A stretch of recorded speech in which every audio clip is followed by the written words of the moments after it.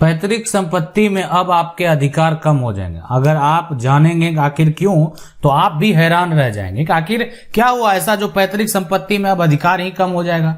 कौन सा कानून आ गया जिसके चलते अब जो अधिकार कम हो जाएगा। पैतृक संपत्ति जहां देखें उनके बाप दादा जो पूर्वज हैं, पूर्वज के पास कहीं पे जमीन है, कहीं पे मकान है, लेकिन अगर आपको यह पता चला कि इस पे अगर आपका अधिकार की बात करें तो आपका अधिकार अब कम हो जाएगा। पहले जितना अधिकार था उतना अधिकार अब नहीं रहने वाला है, तो आप भी आश्चर्यचकित हो जाएंगे। समझ में नहीं आएगा ये कौन सा कानून आ गया जिसमें जो मेरी संपत्ति है उसमें मेरा अधिकार कम हो जाएगा।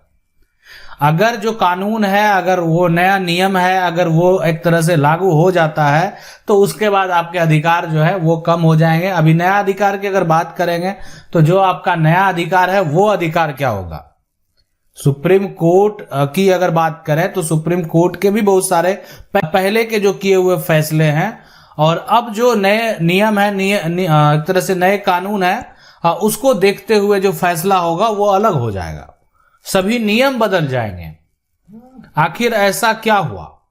अगर आपके पास भी पैतृक संपत्ति है, बाप दादा की संपत्ति है, जमीन है और आपके पास जमीन का कागजात मौजूद है, आप उस परिवार के उत्तराधिकारी हैं। उत्तराधिकारी यहां पर आपको पता होना चाहिए कि जो हिंदू उत्तराधिकार अधिनियम है उसको संशोधन करके 2005 में उसको संशोधन करने के बाद क्या हुआ कि बेटी को भी उत्तराधिकारी बना दिया कि नहीं, बेटी जो है वो परिवार की उत्तराधिकारी होगी।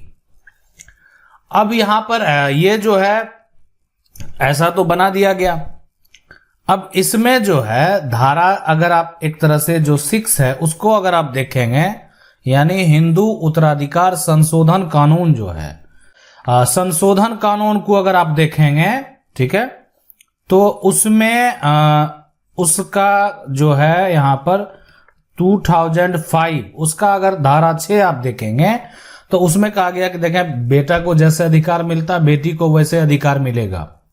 पैतृक संपत्ति में जितना बेटा को मिलेगा उतना ही बेटी को भी मिलेगा। मतलब क्या हुआ, बराबर का हक दे दिया गया। मतलब संपत्ति में जितना बेटा हक लेगा उतनी ही हक जो है बेटी को भी मिलेगा। लेकिन अब जो है कि अगर कोई बच्चा का जन्म हो गया, ये बच्चा का जन्म हुआ, परिवार में जन्म हुआ, ठीक है, जन्म हुआ, और हमारा कानून जो है ये कहता है कि पैतृक संपत्ति में उस बच्चे का जन्म से अधिकार है। कहने का मतलब ये है कि वो बच्चा जो है उस परिवार का उत्तराधिकारी है।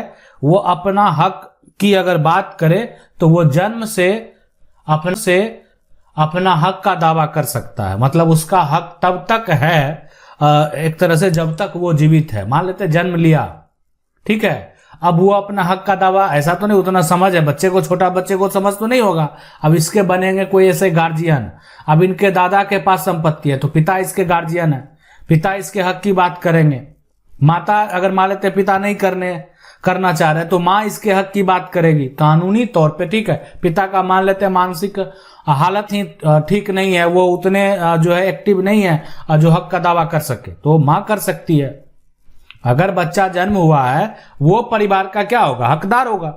उसको ये जितनी जमीन है, जितने मकान है, कोई जमीन पर मकान बना हुआ होगा तो उस पर उसको हक मिलेगा। इसलिए उसको जन्म से अधिकार अब दे दिया गया है।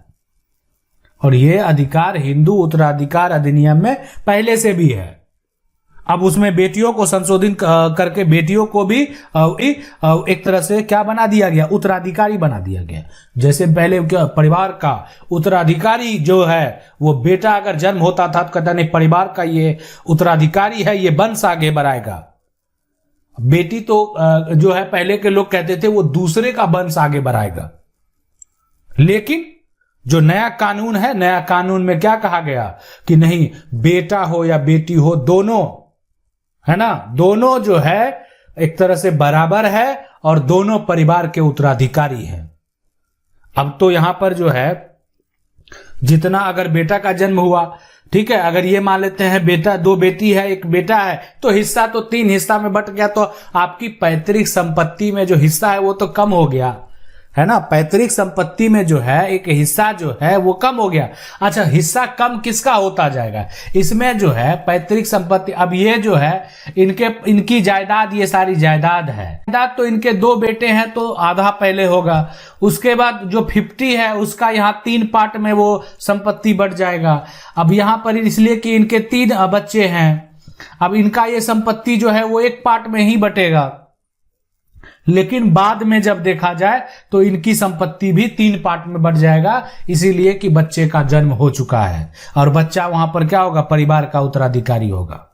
अब जो है कानून, जो आने वाला कानून है, एक तरह से यूसीसी कानून जो है ना, तो अगर ये जो है जो समान नागरिक संहिता कानून लागू होता है, अभी आपको पता है कि ठीक है ये जो है हिंदू उत्तराधिकार अधिनियम जो है, तो ये लेकिन जो एक तरह से हमारे सिख हैं या ईसाई हैं उन पे भी ये लागू होता था, लेकिन मुस्लिम जो है एक तरह से उन पे ये कानून लागू नहीं होता थे, इसलिए कि मुस्लिम का अपना एक कानून, मुस्लिम पर्सनल लॉ जो है वो है और उसको वो फॉलो किया करते थे। उसके अलावा भी बहुत सारे नियम कानून है, उस कानून के बारे में हम डिटेल से भी चर्चा नहीं करने वाले हैं। चर्चा ये करने वाले हैं कि अगर यूसीसी जो है, यहाँ पर यूसीसी लागू हो जाता है, यूनिफॉर्म सिविल कोड जो है अगर लागू होता है तो क्या होगा। अब ये सभी धर्मों में ये जो हो जाएगा कि आपके यानी हमारे देश में समान नियम समान कानून हो जाएगा, मतलब कोई भेदभाव जो है एक तरह से उसके लिए आज क्या है, क्रिमिनल केस में है ना, समान यूसीसी एक तरह से समान नागरिक संहिता लागू है। आप अपराध करेंगे तो अगर आपको अपराध अगर कर रहे हैं तो आपके लिए अगर 5 साल का सजा है तो कोई अन्य धर्म का भी क्यों ना हो उसके लिए 5 साल का सजा है। सिर्फ अपराध करने वाला, इसलिए कि वो कैटेगरी ही बना दिया गया कि वो अपराधी है, उसका जाति मजहब धर्म लेना देना नहीं है, वो एक अपराधी है, अपराध का सजा वो भुगत रहा है। लेकिन अगर यूसीसी लागू होता है तो यूसीसी में अभी भेदभाव क्या, जो एक तरह से किसी व्यक्ति के पत्नी के साथ भेदभाव, माता के साथ भेदभाव, पिता के साथ भेदभाव, या जो उनके बच्चे हैं उनके साथ भेदभाव, किसी की मान लेते हैं कि अगर 2 पत्नी है तो उसके साथ भेदभाव, तो ये सभी नियम में आ जाएगा बदलाव, बदल जाएंगे सारे नियम। कोई भी पुराना नियम जो है वो नहीं रहने वाला, नया नियम आ जाएगा सारा।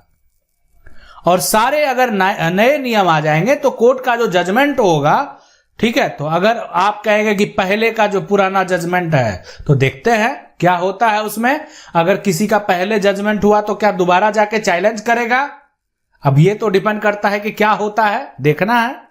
अभी अगर नए कानून लागू होते हैं, आप देखें तो हिंदू उत्तराधिकार अधिनियम की अगर बात करेंगे, ठीक है, तो ये जो है हिंदू एक तरह से यहाँ पर जो उत्तराधिकार, पहले क्या किया गया है ना, तो पहले ये जो उत्तराधिकार है ना, अधिकार है, इसमें बहुत सारे जो संशोधन किया गया ना, तो ये बोला कि नहीं, पिता की मृत्यु अगर 2005 से पहले हुई है तो उस केस में नहीं। बाद में इसको खत्म कर दिया गया, सुप्रीम कोर्ट के द्वारा बाद कह दिया कि नहीं, बाद में ये कह दिया गया कि नहीं, ये जो है ना, जब से अगर कोई बेटी है अगर उस परिवार की उत्तराधिकारी है तो ये पहले से जब से कानून ये बना है मान्य होगा 1956 से ही, ठीक है।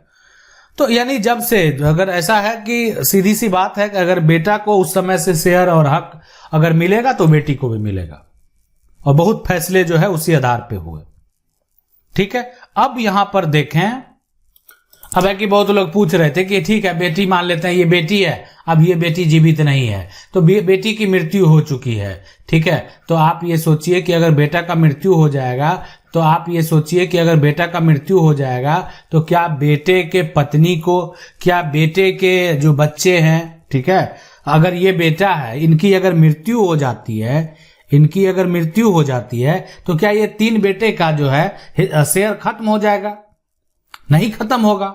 आप भी कहेंगे नहीं कैसे खत्म हो जाएगा, वो उसकी पिता की संपत्ति।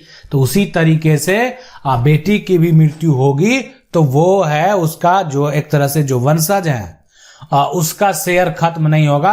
तो साफ साफ ये कह सकते हैं कि नाना होंगे, नाना के संपत्ति में नाती का अधिकार होगा। अगर ये यूसीसी लागू होता है तो सभी के लिए, ये जो है सभी धर्मों के लिए, हिंदू हो, मुस्लिम हो या जो भी धर्म है है ना, सिख हो, ईसाई हो, सभी धर्मों में समान कानून होगा।